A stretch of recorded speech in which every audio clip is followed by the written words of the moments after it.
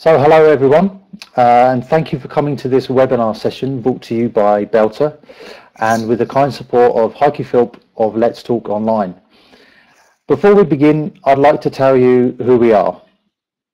BELTA stands for the Belgian English Language Teachers Association, and we started just last month with a launch event in Brussels. And our aim is to encourage professional development through bringing English language professionals in Belgium together to discuss things that matter to them. One of the benefits of being a member is our webinar series, which we're kicking off today. But we also have other plans, including blogs, newsletters, networking events, and our very first conference this summer, which we'll have more details about very soon. If you'd like to know more about us, or maybe even become a member, we're not just for Belgians, you can go to our website and you'll also find us on Facebook and Twitter. I'd like to give a particularly warm welcome to our BELTA members and thank them for their support from the very start of our association. So this is our first webinar, as I mentioned, and as our association is dedicated to professional development, we thought it was a good idea to kick off with a look at the current state of PD in 2013. What are the opportunities available to teachers at this time? We wanted to invite someone who is fully aware of the potential of social media and web-based development, but also understands the importance of more traditional ways such as conferences and journals. So who could we find who might have, say, more than 5,000 followers on Twitter, who has amassed 799 friends on Facebook in 5 months, which is more than I've managed in 6 years, and has a blog that has recently been described as the 23rd most important education blog in the world. Also someone who has spoken at conferences all over Europe and has worked on the journal of the Swiss English Teachers Association. Not many people fit that description. In fact, only one person does, and we're lucky enough to be joined by her today. Vicky Loras is an English teacher born in Toronto, Canada, and is now based in Zug, Switzerland. She has been teaching English as a foreign language and literature to students of all ages for a total of almost 15 years. For 10 years, with her sisters Eugenia and Christine, she owned an English school in Greece called the Loras English Academy, and she has now co-founded a new school, the Loras English Network, with Eugenia in Zug, and we're delighted to be joined by her today. Okay, Vicky, over to you. Thank you very, very much for the warm welcome, James, and for the very kind words. I'd like to thank everybody at BELTA for having me today. I wish you the best of luck in your new beginning. I'm sure you will do a great job. It's a great team. And I'm very happy to talk about a topic which is very dear to my heart and very close to what I'm doing the past 4 years. So then we can start. It's about professional development for now and for the future, because in my opinion, if you do it now, it accompanies you the rest of your life and it keeps going. It never stops, and that's the beauty of our profession. If we look at the formal definition of professional development, it sounds a little bit intimidating as a term, professional development.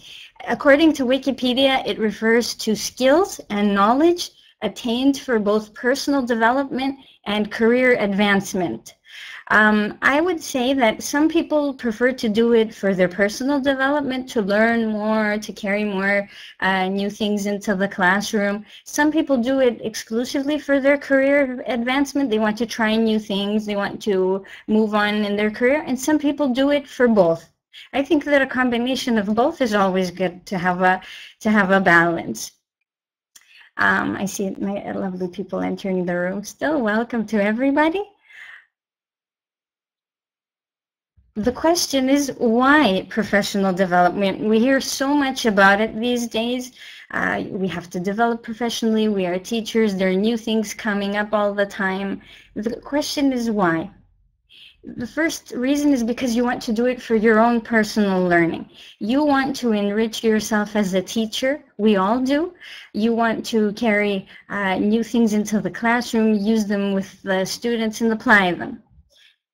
So you want to learn new methods, new techniques, get new ideas to renew your teaching. And also, and this is my strong belief, that if you develop professionally, it motivates you instantly, and the students pick up on it right away. They see that you're motivated, so the classroom becomes a hub of motivation. If the teacher is happy, if the teacher is motivated, then it reflects onto the students as well. And no matter what age they are, they can pick up on it. Also, the second big reason is that your career can further. That also helps us. Of course, we are in it for the students, but we're in it also for our own development as professionals. It can lead you to many opportunities if you learn new things all the time. You can get a better working position. I know people who have acquired qualifications and their institutions or their employers have decided to promote them, to give them better jobs. So that's a good thing for an educator. You can also get better pay. I know that in various countries around the world, the more qualifications you have, you can get a better salary, which also helps a lot. Sometimes it doesn't help you financially, but even the part that the qualifications accompany you in your career is valuable in itself. And the last one is, why not explore a new position? Why not get out of your comfort zone and do something you've never done before? A new qualification can give you a new position, maybe a new step in your career, something you've never imagined before. That, yeah, Beth says it's not true in France. I'm afraid in many countries around the world it can happen, but you never know. So first of all, for the personal part, I think. So that's the why of professional development. Let's see now how we can develop professionally. We're very lucky to be in the 21st century because we have a lot of things at our disposal, either offline or online, whatever suits us, whatever fits in our situation every time. And the first reason I found, which is one of my favorites also, are conferences and workshops and swap shops. I don't know if you've ever heard the term swap shop before. It's like a workshop where teachers go and they carry a lot of their own ideas that they use in the classroom, and they exchange. And sometimes there is a time limit to it. Usually it's 7 or 8 minutes. Each teacher presents an idea that they use in the classroom, then another one does it, then another one does it. It's literally swapping ideas. It's really great. I've been to a couple, and it's really great. But conferences, workshops, and swap shops, I chose as the first how because I absolutely love them. If you look at this picture, you'll see myself in a group of wonderful people, 4 wonderful people of the wonderful group I have become acquainted to. It's from Tissot, France, which is one of the best conferences organized. Every year it's a must attend. And if you would like to see a more comprehensive list of events, you can find a huge list on Tyson's blog. Tyson Seaburn is the lovely gentleman at the left corner in the bottom of the picture. He has gone to great lengths to build a calendar on his blog, which I will show you right away. I'll show it to you right away.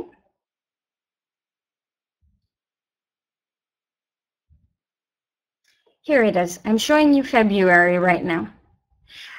Tyson has them all color-coded so you can go and see which ones you want to attend. The blue ones are the international ones, for instance. The red ones are the Canadian events. The gray ones are the 4C special events. 4C is Tyson's blog. It's amazing. You have to visit this blog not only for the calendar. And the yellow ones are the online ones only. And you just click on the one you want, and you can see all the details, when it's being held, where, all the details. You can see all the details.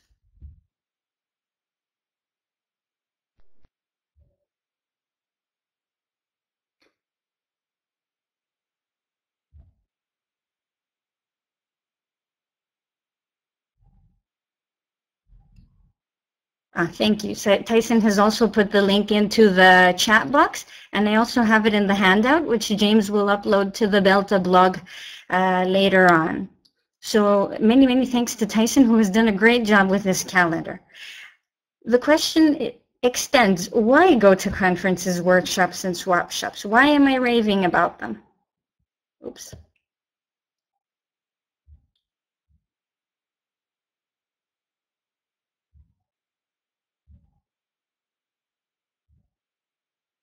Okay, I'll be right back.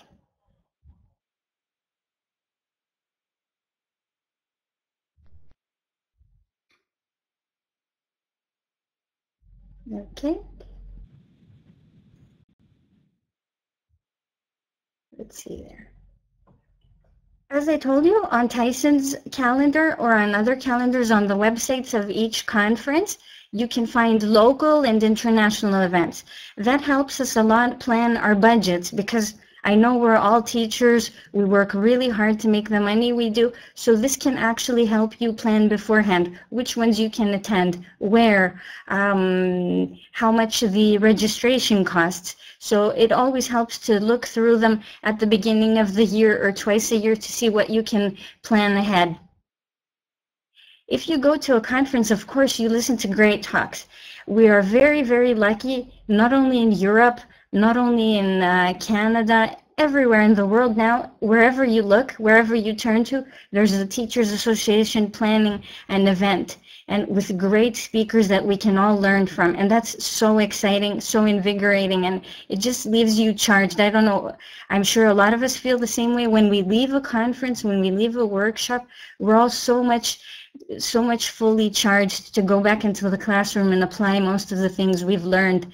And sometimes it's also a dream to listen to some of the speakers. Like I remember 3 years ago, it was my dream to listen to David Crystal, and the first time I heard him was at a TESOL France conference.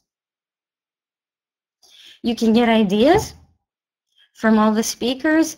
Every time we attend a workshop or a conference, it's great because we can learn new things. Teachers come with their own ideas, and we can just pick them up and apply them in our own classrooms.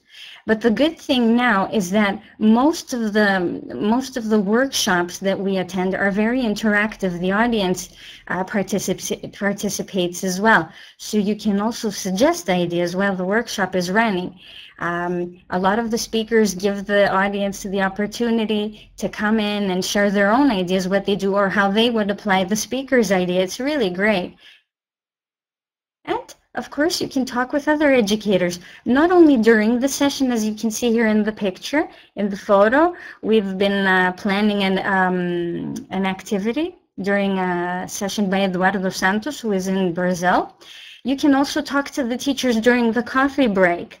The coffee breaks are so amazing, and the lunch breaks at conferences. The things that are happening there are amazing. The ideas just keep buzzing. You talk about what you saw, who you listened to, the ideas that you have. It's absolutely amazing. Every single minute at a conference is so creative, and so it just motivates you. I can't even describe it. It's absolutely amazing. I'm very excited when I go to conferences, and I'm very lucky to attend quite a few every year.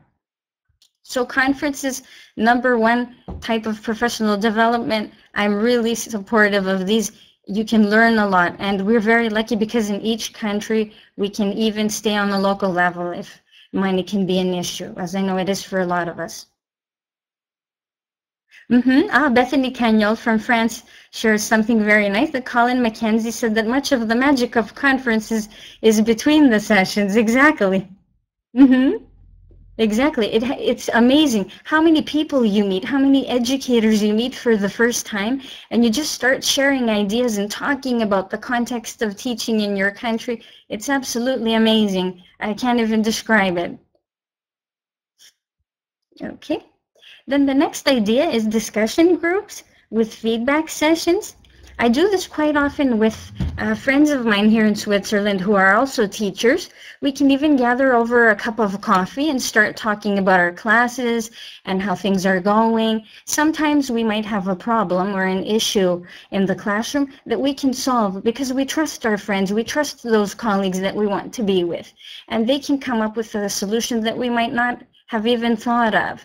So these discussion groups are great. It can even happen just with one more teacher. Like a couple of weeks ago, I went out for coffee with a teacher friend of mine. We got together.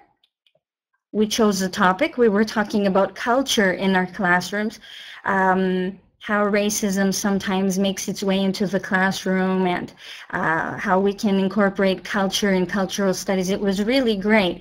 The good thing is that you can trust that person and talk to them, and you know that they will come back with a lot of feedback. You can get ideas from that person, discuss ways how to implement what we've learned from each other.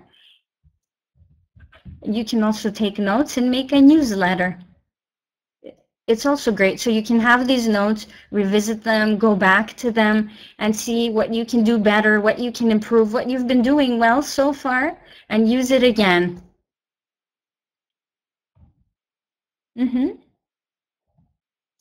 Mentoring. Mentoring is huge, is a very, very big thing, I think. I think it's valuable to have a mentor or mentors if we're lucky enough, or to be a mentor to someone.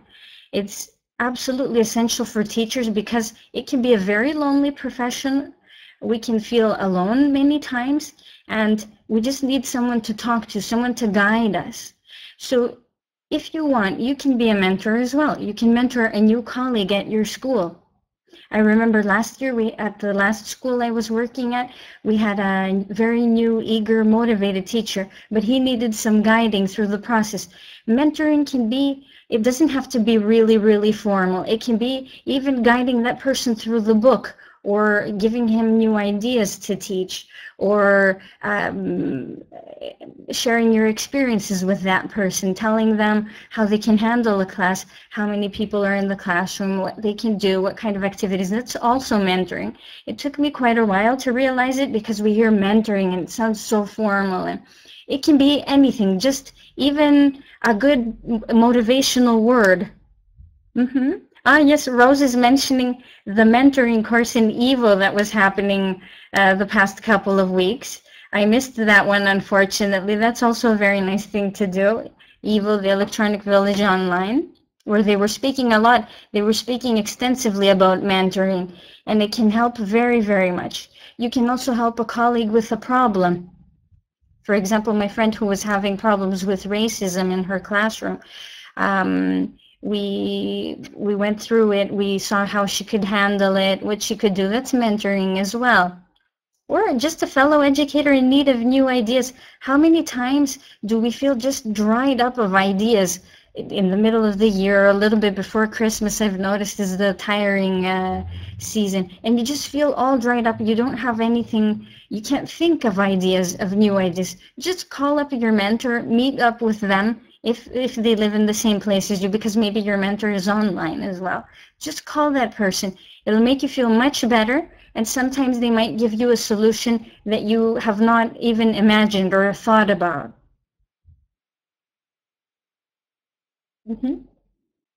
And after the lessons that you've done, or the sessions with your mentor, I think it's always important to have feedback sessions with them, to reflect on it.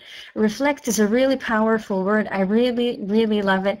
And if you have the chance, please look into Tom Farrell. He's Mr. Reflection. He's based in Canada. He's amazing. He's written a lot of things about reflection. I was very lucky to see him last year at TESOL France again.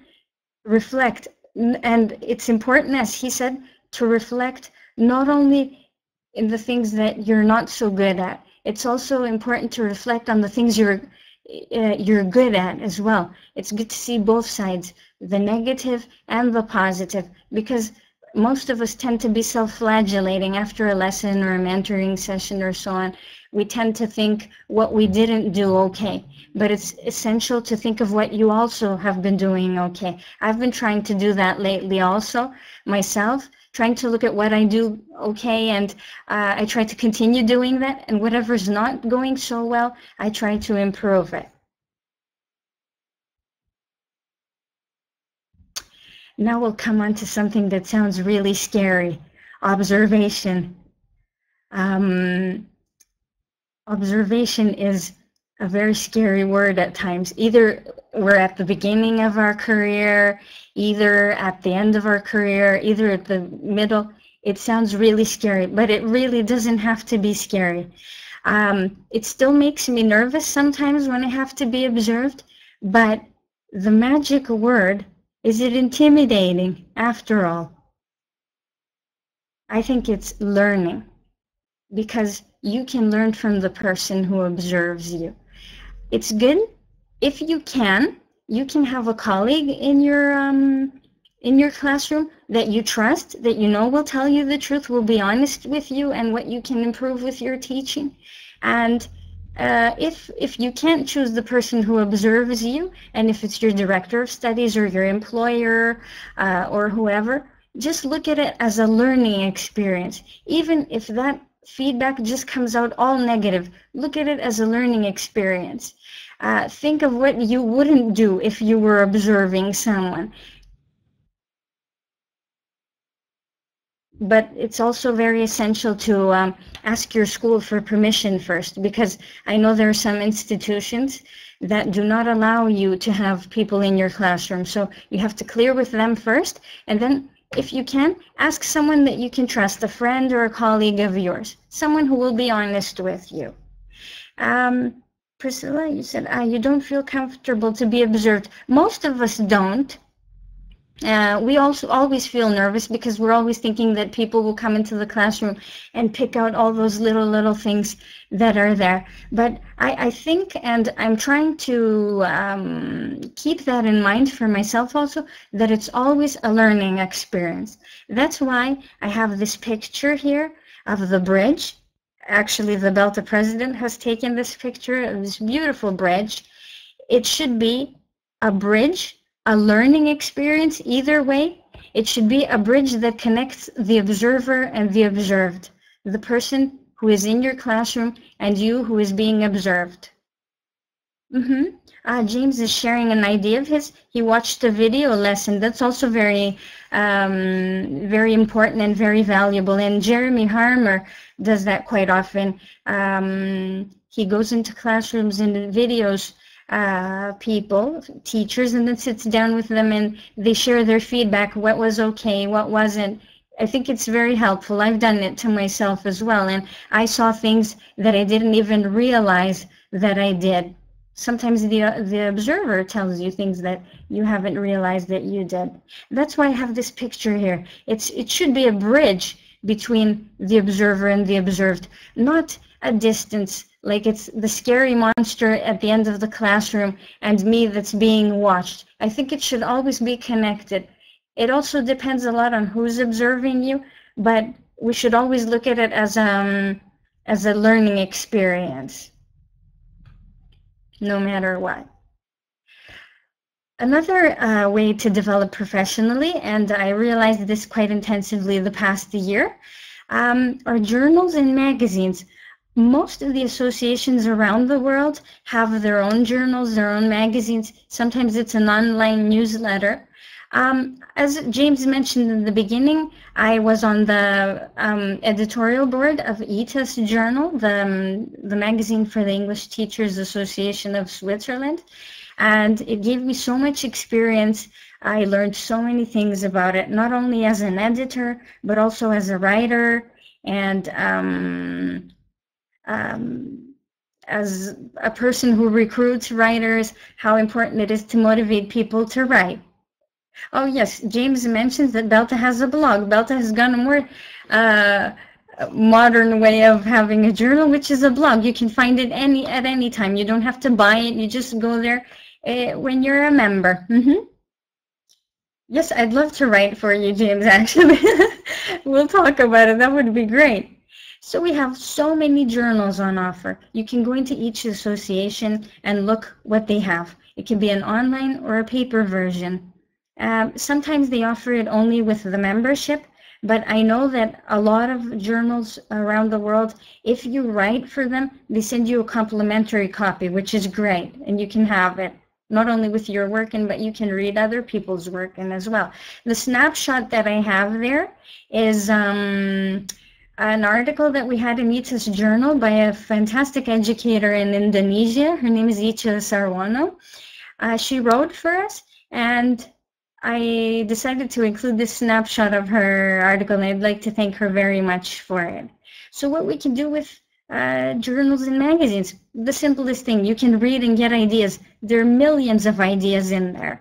It can be either a very academic article that you can get ideas if you're doing a master's or a PhD, or it can be more practical. It can be a teaching idea. A lot of teachers wrote to us with ideas that they use in the classroom, which is absolutely great because there's a variety. And most journals are like that. They have a variety. But you can choose which one you would like to do. It also helps you to think critically because we don't always agree with what we're reading. Maybe there's an idea in there that you don't like or you would never apply. So it helps you think, why wouldn't it work in my classroom? Why does it work for this specific teacher? Contexts are different. Each country is different. Some countries are similar to each other. For example, I found many similarities to Korea. Switzerland and Korea have a lot in common. So you can do things like that. You can compare, you can contrast, you can see what you can use and whatnot. And also, you can take the plunge. Just share your ideas. Write. Before I started writing for magazines, I thought, what could I possibly say that somebody would actually look at my article? And I wrote my first one in 2007, if I remember well. And it's just even the satisfaction to see your work published. It's a really great feeling. And then you get feedback even if you have your email underneath your article. People can send you feedback. I liked that, or I didn't like that, or everything is helpful. Everything is really, really helpful.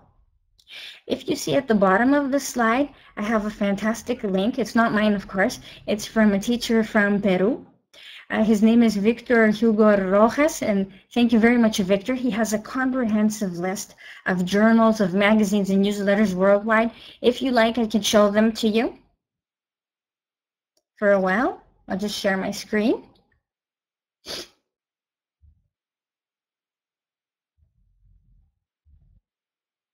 I'll take you there. Here is Tyson's calendar again. Here's Victor's list. He has a huge list of journals, newsletters, anything you can find. You can see which ones are online, which ones are offline, and so on and so forth. You can choose and see. It's great what he has compiled here. He's absolutely amazing. A huge thank you to Victor.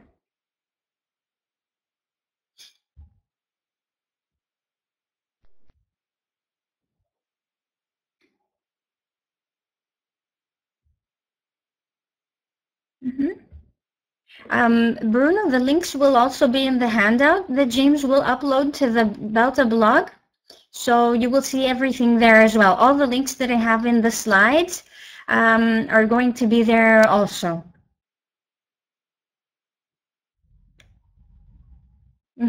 So don't worry, everything will be there. It will be on the BELTA blog.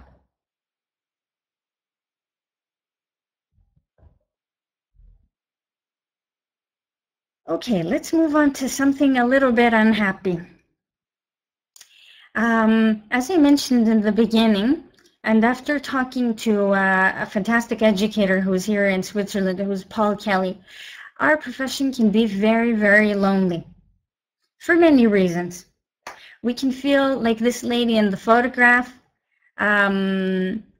isolated, completely isolated for different reasons. Maybe your workplace is not supportive. Maybe you don't have supportive colleagues, which can be very, very depressing, and you don't feel like you have someone to talk to, even to share your teaching experiences and your everyday teaching experiences. Maybe that can happen. It's happened to me as well, and it's not a pleasant experience. You feel very much alone.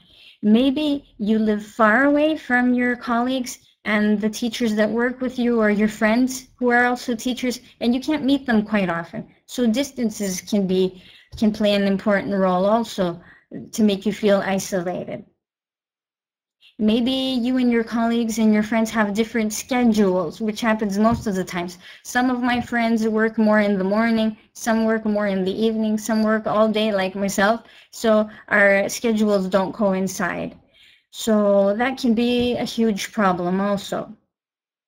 Rosalie, I'm very happy for you that you've always had support from colleagues. That's great. I hope it continues like that. That's great. That's absolutely great. Maybe you are a freelancer. You have to commute all the time. You have to go around, travel a lot. So you're from company to company, from home to home, teaching from school to school, and you're by yourself all the time, except when you're with your students. But the rest of the time, you're all by yourself. Or, and this is the worst reason, and I hope it doesn't happen to any of us, or it hasn't happened to any of us, you are unemployed or underemployed. It happened to me when I first came to Switzerland. I was unemployed or underemployed for about a year, and I can't describe how isolated and how lonely I felt. And I felt that there was no help from anywhere, that I couldn't talk to anybody. I didn't know anybody here, and I was in a new country. I didn't have work for various reasons, so you feel completely alone. But here's where the good news comes in. Have no fear. There might be someone waiting for you, as there were tons of people for myself, and I didn't even know it. In Australia, in Ecuador, in Russia, in Belgium, or in any country you can imagine, any country you can name right now off the top of your head, there might be someone waiting for you there. I discovered that 4 years ago, in that difficult situation that I was telling you about. I was feeling very frustrated one day, so I just typed in Google ELT stuff, and I found Ken Wilson's blog. Ken Wilson, I'm sure all of you or most of you know this amazing educator and amazing human being. And I saw, I'm not going to give everything away because it's the next slides. I saw that this person knew a lot of people from all these places that I have on the slide, but even more countries, any country you can imagine. How did that happen? Twitter. If I didn't have a time limit today from BELTA, I could go on and on and on for hours about the benefits of Twitter. So that was the first thing I saw about Ken Wilson. I saw his blog, and I saw that he was on Twitter. I have to tell you that back then, I wasn't on any social media. I wasn't on Facebook. I wasn't on Twitter. I wasn't on any social media that there are today. I only had email. And I thought, Twitter, should I join it or not? I don't really want to get into this. I don't know what to do. It sounds a little bit overwhelming. And Ken said, just join and you'll see. So I did. It's a truly fantastic way to build a community of educators everywhere. And when I say everywhere, I mean anywhere you can imagine in the world. Syria says she wouldn't be here without Twitter. Neither would I. And that's the magic of it. And you don't need a lot of time, because usually when we hear social media, we think, oh, that's more of my free time. It can just be literally 5 minutes of your day. And you can learn and you can connect.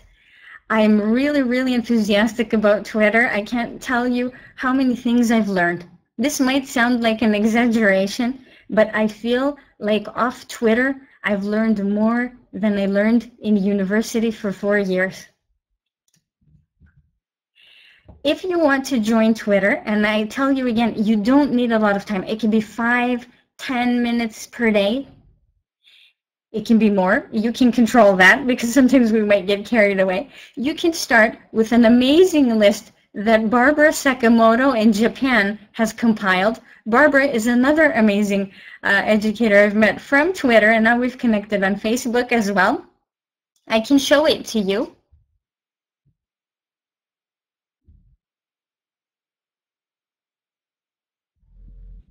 I'll just show you Barbara's list. Here it is. I'm on Twitter right now. Here is Barbara's list. If you look at all these names, they're all amazing. David Dubelbeis, Ania in Italy, Vance Stevens, Cherry Philippos in India, Larry Ferlazzo. I'm leaving tons of people out, but these are the people who are coming on. You can just start from here. You can start following people that Barbara has on her list. Shelley Terrell, how could I leave Shelley out of it? Shelley is amazing. I would not have met her without Twitter. You see the people here on the side. You can just start by following them and they'll start following you back. I'll come back into the room now.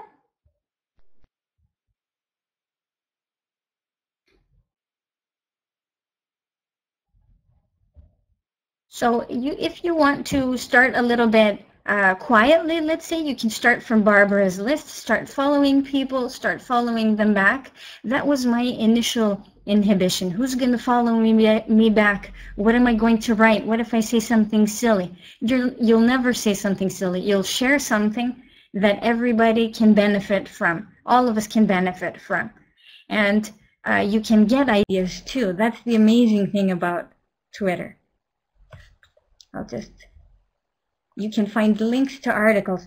We've all read numerous articles that we would not have found in a different way from Twitter. You just see a colleague just puts it up there, a colleague from India, a colleague from Indonesia, or anywhere you can imagine. I read this beautiful article. You just go and see it. You see all these amazing educators around the world that are writing blogs. You see them writing their blog posts, giving you ideas. It's absolutely amazing. And also tools. Now with technology, we don't know how to use all the tools that come up. I don't know how to use all of them. But if I just log on to Twitter, I can even put it out as a question. Hey, does anybody know how to use Audacity, for example? And James came to my rescue, for example, and helped me with Audacity. It can even happen like that. You can just give out a question and there are going to be tons of responses, I assure you. It's absolutely amazing what a community we've become there and what a community it's becoming there. Or you can join weekly chats, the miracle that is called ELT chat. It's a weekly chat every Wednesday, one at 12 o'clock Central European Time, lunchtime, one at 9 o'clock Central European Time. You can choose which session you want to attend. You can attend both. That's even better. ELT chat, it's exactly the way I describe it. It's a miracle for 60 minutes at lunchtime Central European Time, 60 minutes at 9 o'clock Central European Time in the beginning. I'll show it to you a little bit because ELT chat is much more than just the Twitter dialogue that's going on there. And it's absolutely amazing. And there are amazing teachers there to guide you through the process. Don't be afraid. Just jump in, and there's going to be someone of the coordinators there. It's going to be either Marisa Kostandinidis, who's in Athens, or Sean Wilden in England. There's going to be someone who can help you. You are never alone. That's the beauty of social media. You are never, never, ever by yourself. I'll just show you ELT chat. Here it is. They also have a blog. How does it work? I told you the conversations that are held every Wednesday, and then one of the educators who's attending decides to write a summary for those of us who have not been able to attend. For example, I can never attend the lunchtime one because at that time. What do? I log on to the ELT chat blog and I read the summaries. You can go here to the summaries index page.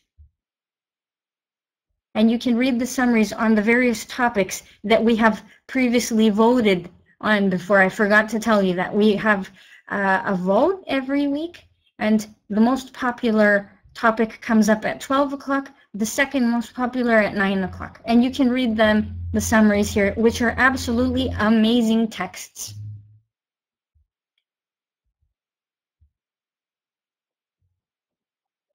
Okay.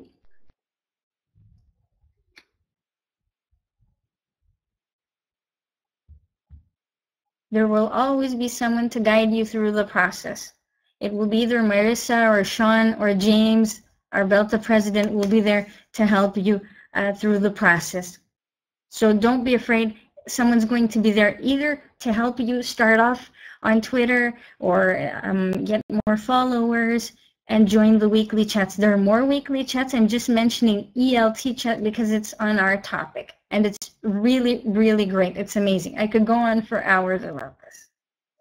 Now I'm going to take you to another form of social media that I would not have joined had it not been for James Taylor, the BELTA president. He motivated me to get onto Facebook, which is another amazing, amazing community. You can either have a personal profile for all your friends and a separate one for your professional contacts. That's what I do. I have, that's not what I do, sorry. I have a common one for both, one for my friends and one for my professional contacts. I use Facebook mostly for ELT, but sometimes I use it for other reasons as well. It's really great because you can find, again, like on Twitter, educators everywhere in any country that you can imagine. Educators that you have things in common with or that you're working in the same contexts with. You can join, you can like pages and get updates. Some teachers have their blogs on pages, or some schools have pages, so you can like them and get all their updates in your timeline. You can also join groups. This is absolutely amazing. The first thing I liked about Facebook was I could join groups. ELT groups. ELT Chat has a group. TESOL France has a group. The major teaching associations have groups. They go either by country or by topic. You can choose and join all the groups you like. And you can have, there's also ELT Cinema, right, Leo? Yes. And Rosalie, who's in the audience, has created a new page called ELT Cinema. You can even join that one and see what kind of films you can use in your teaching. It's absolutely great. I love Facebook, and thanks, James, for getting me on it. Better late than never, I think. And for me, at least, Facebook is a little bit more visual than Twitter. Twitter is just 140 characters, 160 characters, sorry, that you can just write there. Of course, you can put pictures on it as well, but Facebook is more spread out. That's what I like about it. You can have pictures there, you can have articles, and above all, for chatty people like me, I like that it doesn't have a word limit. Twitter has a character limit, sorry, but Facebook doesn't, so you can write even whole texts there. I absolutely love Facebook and Twitter as two tools of connecting to teachers. Of course, you can choose which of the two you like more, or which one you're going to use more. It's up to you to see. Like, I would never have thought that I would have joined another type of social media apart from Twitter, which I had been raving about for 3 years, if it hadn't been for James to introduce me to Facebook and see other different benefits there.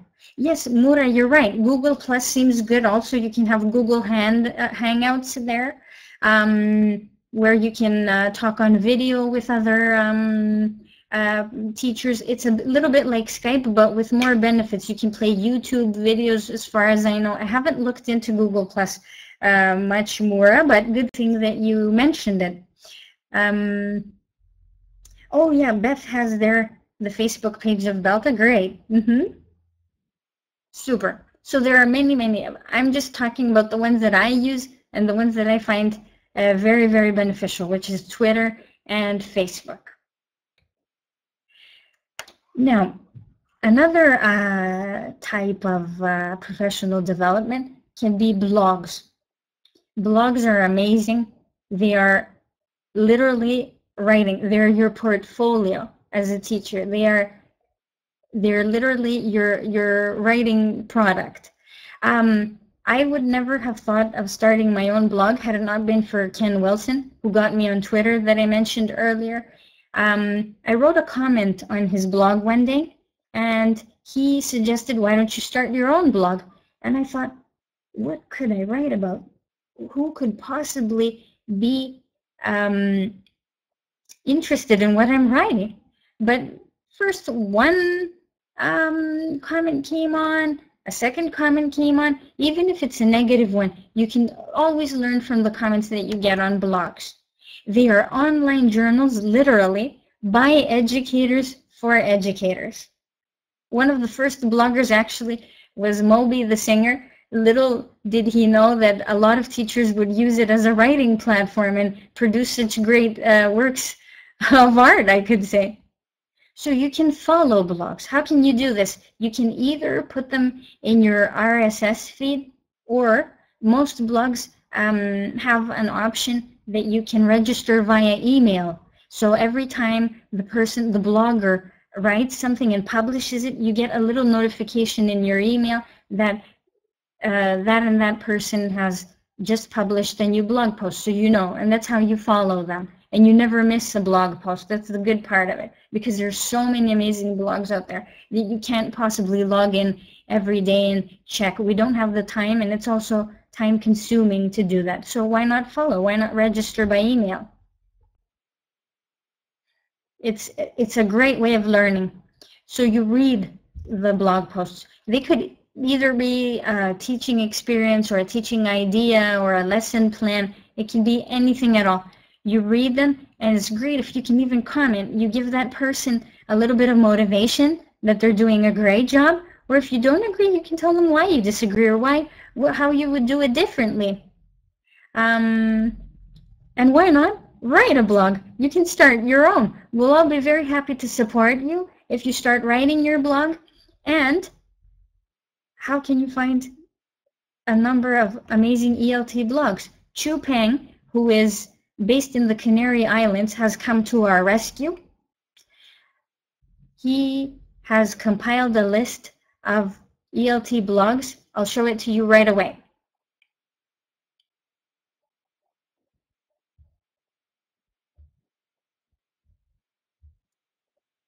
Okay, here it is. He has a huge list of ELT blogs. He has the writer, the topic, and you can see what is okay for you. Oops, sorry, I'll just take that out. Tons of amazing blogs here for you to see. The link is going to be in the handout as well, so don't worry. It's chupeng.blogspot and the code of your country.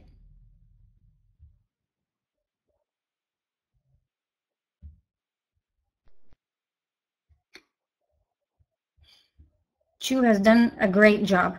And all of these, I would never even have found if I weren't on social media like Twitter and Facebook. I would never have found Tyson's calendar or Chu's list or Victor's list of journals. It's all there, and it's great because it's open. It's there for us to see. Nothing is hidden anymore. That's the great thing about social media. Yes, absolutely. Anya in Poland says that Chu is very supportive when you start at the beginning of your blogging adventure. We're all there to support you. If you decide to write a blog or to start following one, we're all there to help you. Just ask us and we'll be there to help. We'll be very happy to.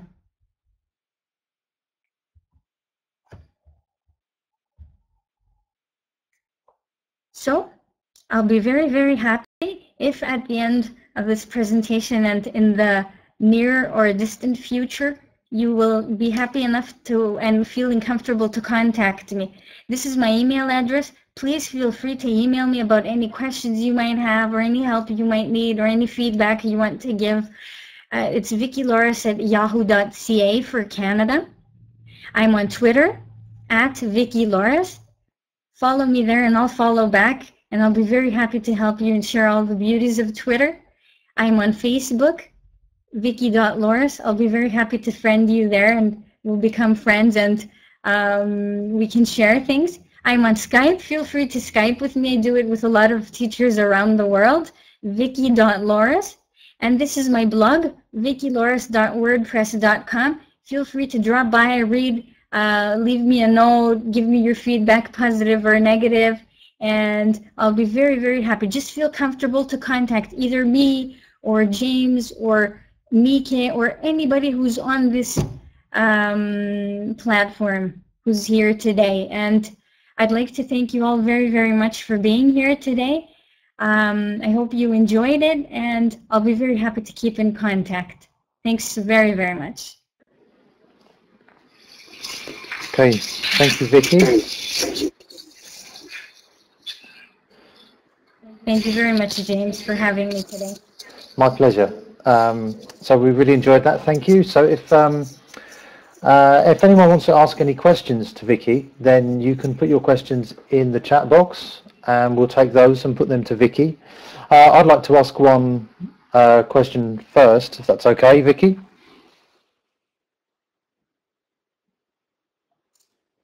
Did you hear me, Vicky? Sorry, can you repeat that, James?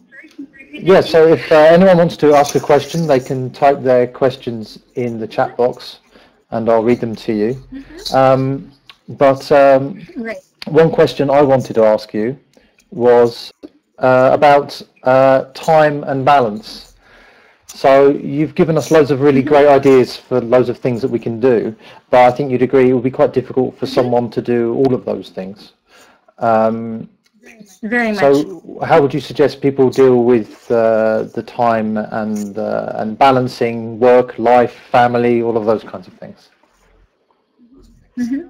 I know that we all have a personal life and a social life, and our working schedules can be pretty heavy, but you can choose what suits you. Of all these, you don't have to do all of them at once or all of them all the time. You can choose what suits you, and you can focus on that one. For example, you like Twitter as an idea, you can focus on Twitter as much as you like. You want to focus on journal writing, you can focus on that. I think it's great that we have so many choices now that we can actually pick the ones that are suitable for us. So I think that's the first step to balance, to pick which ones are suitable for you. Offline, online, which one you could handle, which one you could devote more time to.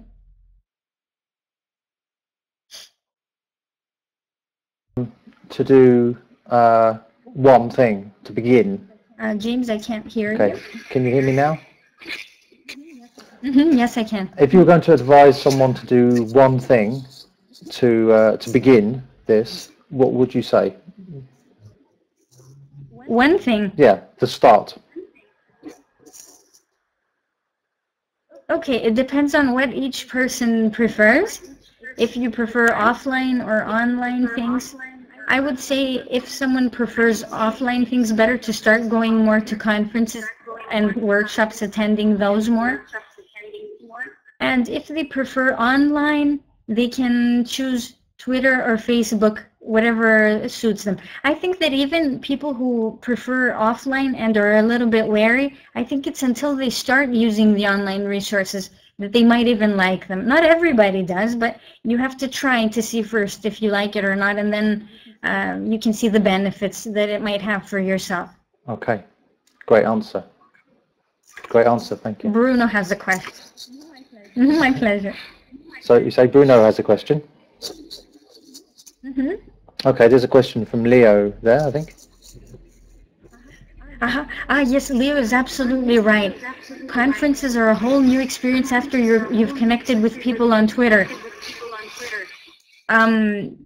Yeah, it wasn't a question, it was a comment. TESOL France 2010 was my first international conference, and the first conference I attended after meeting people on Twitter. It was absolutely amazing. I felt like I was in a house full of friends. You were meeting face to face with people that you had spoken a lot before online, and finally you could see them. And it's I can't even describe the feeling. It's absolutely amazing. First of all, you feel that you're not alone. And second, you feel a different kind of connection to those people that you've been chatting to online. It's absolutely amazing. I've even made friends from this thing. It's I can't even describe it. I could go on and on.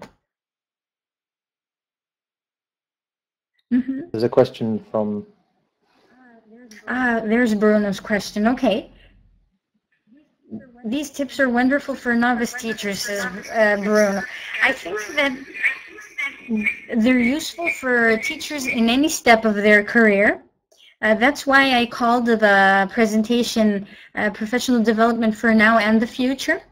Actually, I have to thank someone. His name is Michael Griffin. He's an amazing, amazing teacher in Korea who inspired me to write a blog post on this. And this is where the presentation also came from. He's in the room right now. Mike, hi, and thank you very much for the ideas. I think that professional development and these ideas are for anyone at any point of their career there is. For example, you might find that a new idea comes up and you're in your 15th or 20th year of teaching and you just start doing it. That's the good thing about it. For more experienced teachers, I would say they should keep doing what they're doing, but also keep their eyes open, because I think that as the years go by, sometimes educators tend to say, okay, that works for me, I'm not going to change it. Just be daring. I would say that. Be daring. Try new things all the time. Try learning something new. Try a new platform. Luciane, I hope I'm pronouncing your name correctly. I don't know many things about MOOC yet, and I'm going to explore them slowly.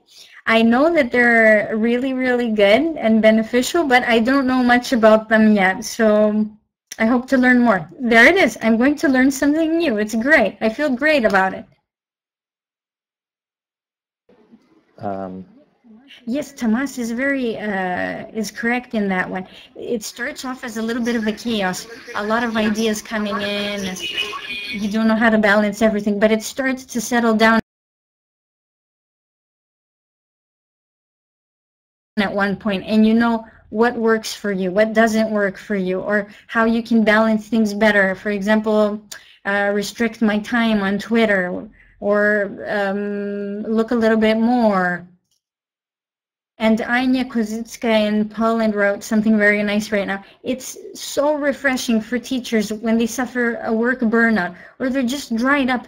It's absolutely amazing how a workshop or reading an article or logging onto Twitter for just 2 minutes, how it can refresh you. I do that too. When I don't feel okay or I'm a little bit tired, I just do that, and it just changes my whole day and my teaching. I don't know if we have any other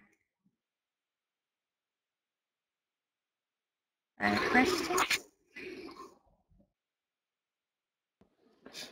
Okay, so Vicky, can you hear me? Mm-hmm. Vicky, can you hear me now? Okay. Okay, so I think we'll wrap things up there. So I'd like to thank you for coming to this inaugural BELTA webinar, and of course a big thank you to Vicky for that wonderful insight into professional development in 2013. Vicky has prepared a handout which will be available on our blog, and we'd love you to go to that blog and leave comments and get involved and continue the discussion, and I'm sure Vicky will be happy to answer any questions or comments you have on the blog post. And if you'd like to know more about BELTA, remember to visit our website or our Facebook and Twitter pages. Thank you all very, very much. So thank you, Vicky, and thanks everyone for coming today.